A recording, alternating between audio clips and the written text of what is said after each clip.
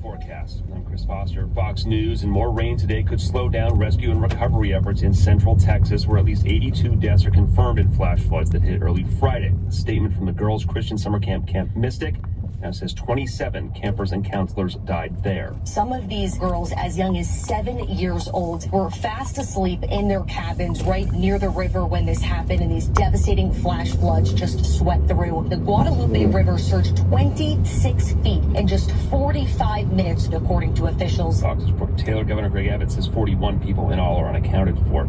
Israel's prime minister is due back at the White House this evening. For the first time since U.S. airstrikes on Iran's nuclear facilities and an end to a 2-week war between Israel and Iran, Prime Minister Benjamin Netanyahu will meet face-to-face with President Trump. President Trump and U.S. negotiators are hopeful they can secure a 60-day ceasefire in Gaza, a deal that officials say would require Hamas to release at least 10 living hostages and the bodies of 18 dead hostages. It's believed 20 hostages in Gaza are still alive. Fox's Jared Halpern. Israel's military launched airstrikes targeting ports and facilities held by Houthi rebels in Yemen. President Trump says letters go out today announcing tariff rates and or deals with America's trading partners. The Justice Department says there's no evidence Jeffrey Epstein was murdered or had a client list used to blackmail people. The newly released memo obtained by Axios claims enhanced video released by intel agencies from Epstein's jail cell shows no one entered the cell area where he was being kept in Lower Manhattan the night he died. Back in August, to predict theories long pushed by some who have accused the government of a potential cover-up to protect the powerful, including potentially government officials, celebrities, and business leaders. That's Fox's Ted Linder. America's listening to Fox News. And sides of the aisle, along with all your Bret Baier favorites like his All-Star panel and much more. Available now at foxnewspodcasts.com or wherever you get your podcasts. There's a wreath laying and a memorial service in London and a message from King Charles condemning senseless acts of evil 20 years ago. 7/7 is an infamous date in British history. On this day in 2005, 4 suicide bombers struck during London's morning rush hour. Explosions hit 3 London Underground trains and one of the city's iconic red double-decker buses. Apart from the bombers, 52 people of 18 different nationalities were killed. The attackers were Islamist extremists, but one thing that shocked Britain was that this terror was homegrown. 3 bombers born in England, 1 in Jamaica. 2 of them were still in their teens. A memorial to the victims stands in London's Hyde Park. In London, Jonathan Savage, Fox News. Tesla stock is down in pre-market trading after Elon Musk says he'll start a new America First political party. He can have fun with it, but I think it's ridiculous. President Trump's reaction before boarding Air Force One after a weekend stay in New Jersey. NASCAR on the streets of Chicago. While NASCAR driver Shane Van Gisbergen is from New Zealand, he might want to think about a move over to the Windy City, especially after Sunday's Cup Series Chicago Street Race on TNT Sports. Shane Van Gisbergen does own the streets of Chicago. He delivers once again. While Michael McDowell led for the first 31 laps, a stuck throttle forced him to the garage, opening the door for Van Gisbergen. The race has been run just 3 times in NASCAR Cup Series history, and SVG has now won it twice. The first and the most recent. Even more impressive, it caps off a perfect full weekend sweep. Not only did he win both the Cup Series and the Xfinity Series races, but he also won the pole in both of them to qualify first. Greg Thompson, Fox News. Jurassic World Rebirth pulls in $318 million in ticket sales worldwide, Universal Pictures says, in its first 5 days in theaters. I'm Chris Foster. This is Fox News.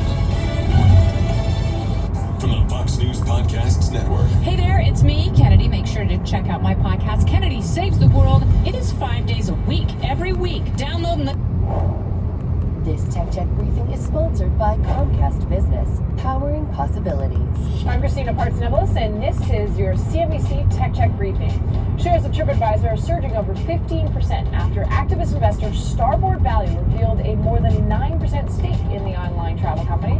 That means this position has a value of roughly $160 million. Shares of TripAdvisor, though, have been relatively flat since the start of the year after plummeting over 30% just last year in 2024. Last year as well, the company created a special committee to explore strategic alternatives to increase shareholder value. Apple iPhone sales in China rose in the second quarter for the first time in 2 years, this according to Counterpoint Research.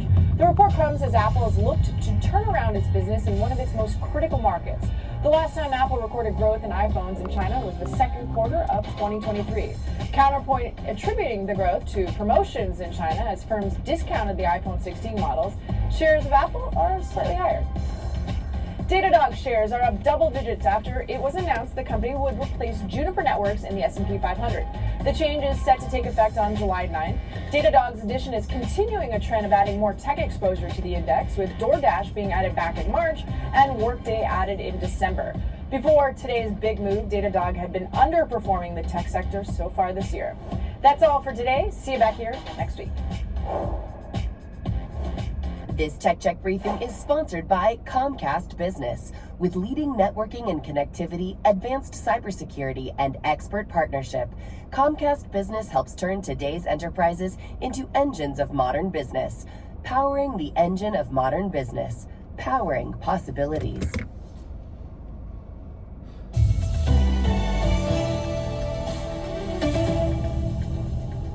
This is DW News, and these are our top stories. Police have used tear gas to disperse protesters in Nairobi as Kenyans mark the 35th anniversary of Sabasaba Day, uprising in 1990 during which people demanded a return to democracy. The anniversary comes amid a recent surge in protests in Kenya against economic stagnation, corruption, and police brutality. Israel's Prime Minister Benjamin Netanyahu is preparing for talks with Donald Trump in Washington. The pair are expected to discuss a ceasefire in Gaza, with Trump saying a hostage release and ceasefire deal could be agreed this week. It is Netanyahu's third visit to the White House since Trump took office in January. A camp in Texas has confirmed 27 of its campers and counselors were killed in Friday's flash flooding. The total death toll from the torrential rain has risen to more than 80, with dozens of people still missing. Searchers are scouring the flood zone and warn they are likely to find more victims. This is DW News from Berlin. There's a lot more news on our website, dw.com.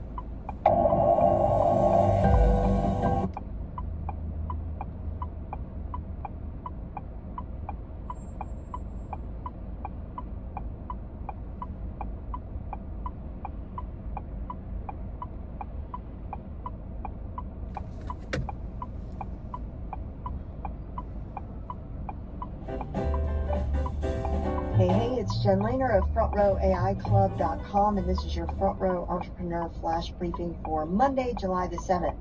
YouTube is laying down the law on AI-generated content, and the rules kick in starting July 15th.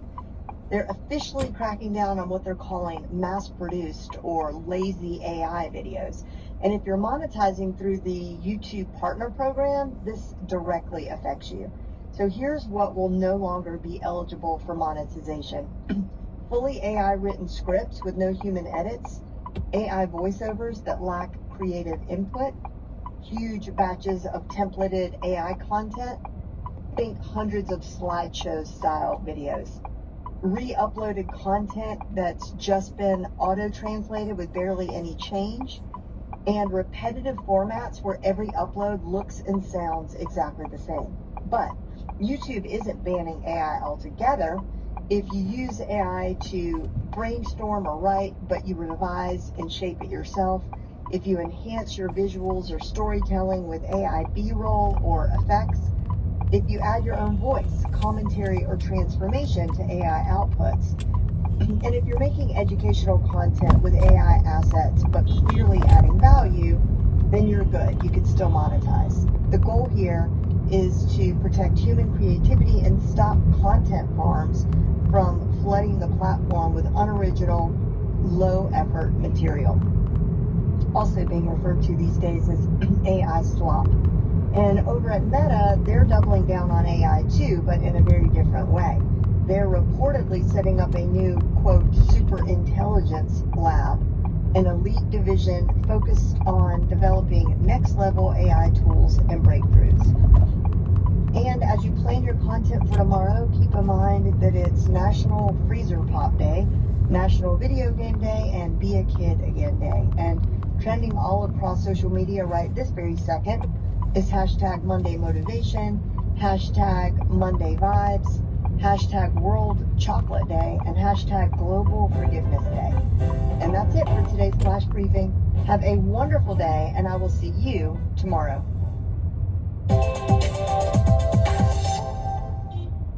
Did you know that your AI chatbot could be tricked into revealing sensitive patient data? That's right, even in healthcare, large language models, LLMs, come with risks.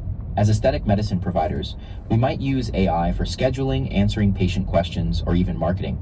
But here's the thing. These tools can be vulnerable to attacks like prompt injection, where someone manipulates the system to bypass safeguards. The good news? There's a framework called the OWASP Top 10 for LLMs that outlines the biggest threats. For example, a seemingly harmless patient inquiry could hide malicious prompts. Scary, right? Here's your quick tip. If you're using AI in your practice, make sure it's regularly tested for vulnerabilities. Tools like Deep Team can help simulate attacks before real hackers do. Stay secure, stay smart. This is Dr. Terry Fisher, signing off.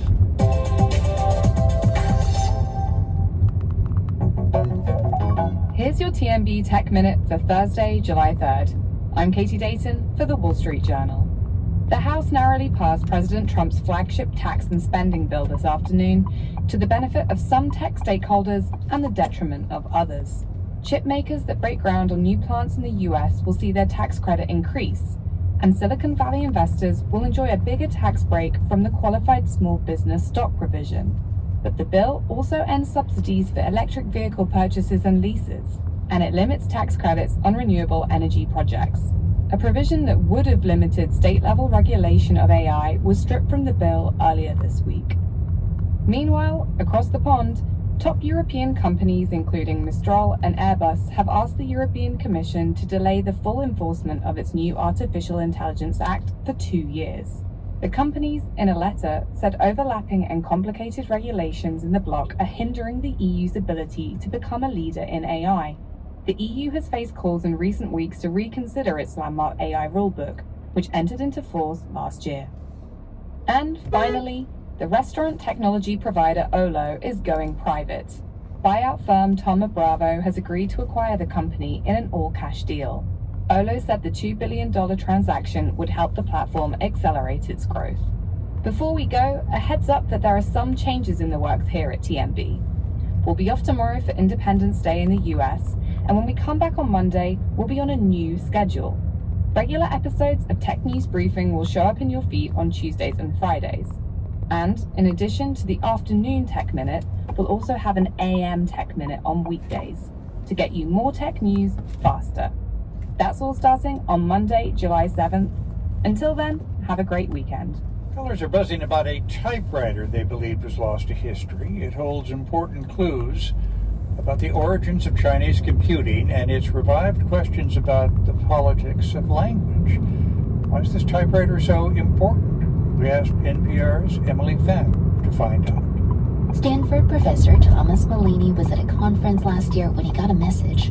Someone in upstate New York had found a strange machine in their basement and posted a picture of it online. It was a sleepless night. I was randomly searching who the owner might be. Mullany spent 20 years studying Chinese computers. Admittedly, that sounds niche, but China's entry into modern computing has changed the technology we use today. To do that, some of the brightest Chinese minds of the 20th century had to figure out how to type the complex pictographs that make up written Chinese. One man, this man, succeeded more than any other before him. His name was Lin Yutang. Here is a recording of him speaking in 1967. He made just one prototype of his Chinese typewriter. I had really truly thought it was gone. But last year, Mullany confirmed that machine found in that New York basement was the only ever prototype of Lin's typewriter, called the Mingkuai.